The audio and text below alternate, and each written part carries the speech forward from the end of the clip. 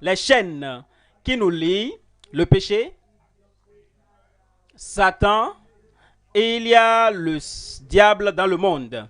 Il n'y a pas de culture, il n'y a pas de langue dans laquelle Satan n'a pas un nom. Et que vous le voyez ou pas, en fait, il marche quand il est invisible, il travaille quand il est invisible. Quand vous ne pouvez pas le voir, il peut gâter ceci, il peut changer ceci, il peut changer votre caractère, il peut modifier votre comportement, il peut gâter toute chose. La servitude au péché, la servitude à l'égard de Satan, la servitude de la maladie.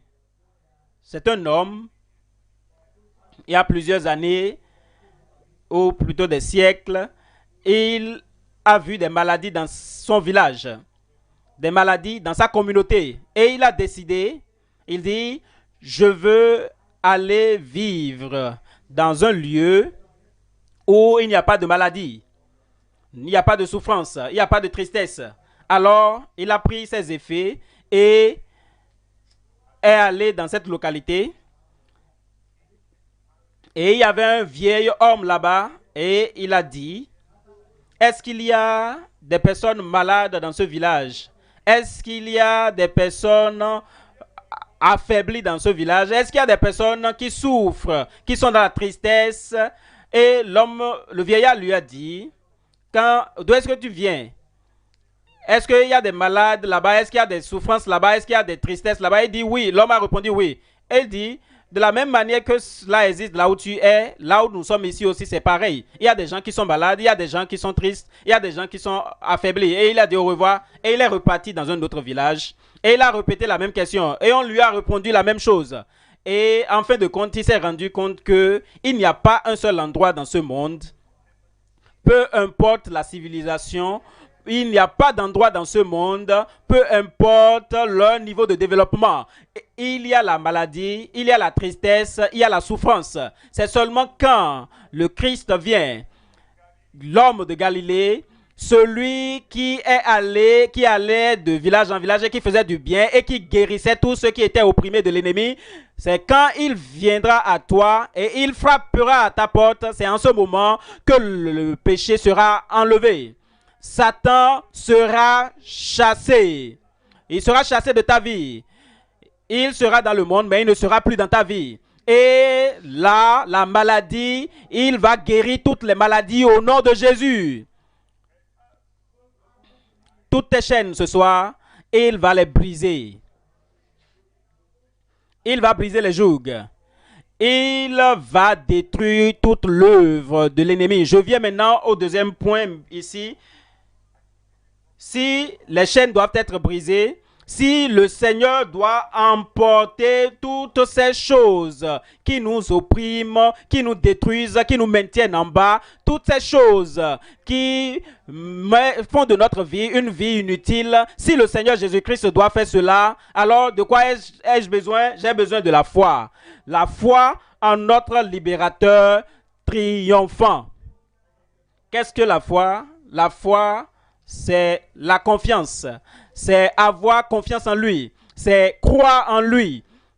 C'est que vous dites, il n'y a pas un autre nom, un autre sous les cieux, sous la terre, dans n'importe quel pays, dans n'importe quel village, n'importe quelle communauté. Il n'y a plus un autre nom par lequel l'on puisse être sauvé à part le nom du Seigneur Jésus-Christ. Et tu dis, je crois, je confie ma vie entre tes mains.